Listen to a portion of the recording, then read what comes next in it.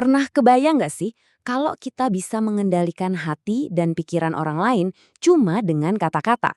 Nah, inilah janji dari sebuah teks kuno yang super misterius yang akan kita bongkar habis-habisan kali ini. Sebuah kitab yang konon katanya menjanjikan kekuatan yang luar biasa. Nama kitabnya ini Kitab Gendam Malak Raja Maimun. Dan dengerin ya, menurut isinya, ini bukan sekedar buku mantra biasa, bukan.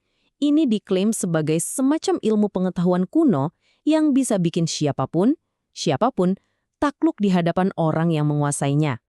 Iya jelas dong kalau ada janji kekuatan sehebat ini pasti langsung muncul banyak pertanyaan kan? Kayak kekuatan apa sih ini sebenarnya?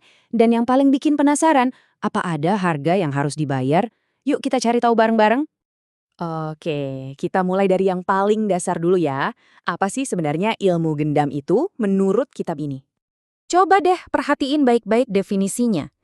Ini, ini bukan soal trik sulap atau ilusi di panggung loh. Kitab ini menyebutnya sebagai ilmu. Bayangin, sebuah sains kuno yang dahsyat banget. Katanya nih, sekali orang kena sengatan gaibnya, dia bakal langsung tunduk, takluk, bahkan bisa jatuh cinta dan nurutin semua perintah, tanpa bisa melawan sama sekali. Dan sejarahnya ini kalau kita lihat dari teksnya, wah panjang banget, melintasi waktu dan benua. Katanya nih, awalnya itu dari Maghrib, sebagai salah satu ilmu yang paling dihormati. Terus jadi super populer di kalangan para ahli hikmah di Sudan. Sampai-sampai jadi rahasia kekuasaan para raja di Timur Tengah buat bikin rakyatnya nurut. Gila kan? Reputasinya legendaris banget. Sampai para cendekiawan dari Asia, Afrika, bahkan Eropa katanya rela jauh-jauh datang buat nyari ilmu ini. Oke, pertanyaan selanjutnya, gimana cara kerjanya? Kok bisa sekuat itu? Nah, kitab ini ngejelasin kalau ini tuh bukan sihir kosong. Ada semacam mesin gaib yang jadi motor penggeraknya. Dan inilah dia inti mekanismenya konsep Khodam. Jadi Khodam ini digambarkan bukan sebagai kekuatan dari dalam diri kita, tapi sebagai entitas gaib yang bisa kita perintah. Jadi kuncinya bukan seberapa sakti kita, tapi seberapa jago kita ngendaliin para pelayan supernatural ini. Terus, siapa aja nih yang bisa kita suruh-suruh? Wah, kitab ini ngasih daftarnya lengkap banget. Mulai dari yang suci kayak Khodam Malaikat, sampai yang lebih sangar ya, kayak Jin Ifrit Maimun. Ini katanya jago banget buat naklukin hati. Bahkan ada Raja Jin Angin dan Malak Ahmar, si Raja Merah. Ini bukan sekedar daftar biasa loh, ini tuh kayak peta ke dunia gaib. Dan cara kerjanya jujur digambarkan dengan detail yang lumayan bikin merinding. Jadi katanya, para Khodam ini bakal menyusup ke jiwa target lewat alam bawah sadarnya. Efeknya, orang itu bakal langsung terpesona, bingung, kayak terhipnotis gitu. Dan seketika itu juga bakal nurutin apa aja yang kita mau. Tanpa ragu, tanpa nanya. Nah, sekarang kita masuk ke bagian yang paling praktis. Kegunaannya buat apa aja sih? Anggap aja kitab ini kayak katalog gaib buat semua keinginan manusia. Cinta, duit, dan kekuasaan. Misalnya nih, Anda pengen bisnisnya laris manis, ngalahin semua saingan.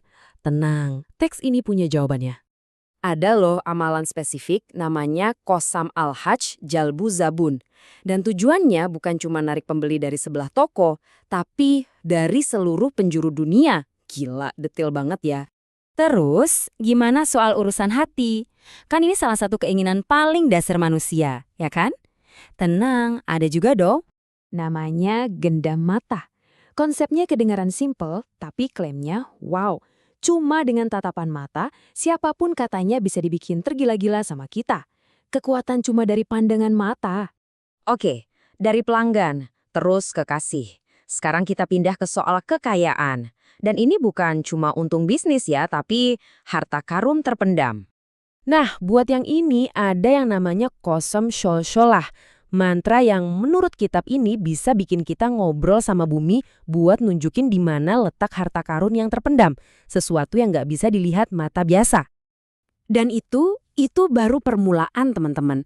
Kegunaannya tuh luas banget, nyakup hampir semua aspek hidup. Kayak yang bisa kita lihat di sini ya, mulai dari naklukin bos yang galak, dapetin kepercayaan orang, sampai urusan pribadi kayak manggil balik pasangan yang selingkuh. Bahkan ada sisi gelapnya juga, buat ngasih pelajaran ke orang yang nipu kita atau yang nggak mau bayar utang. Kayaknya hampir nggak ada masalah hidup yang nggak ditawarin solusinya di sini.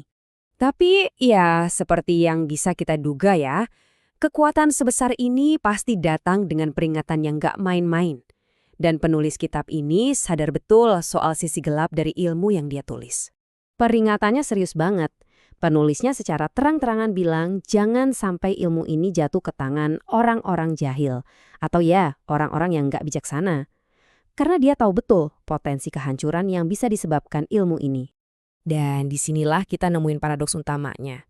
Di satu sisi, kitab ini nawarin kekuatan yang kayaknya nggak ada batasnya. Bisa bikin orang nyerahin semua hartanya tanpa sadar. Gila kan? Tapi di sisi lain, ada pengingat yang keras banget. Allah tidak pernah tidur.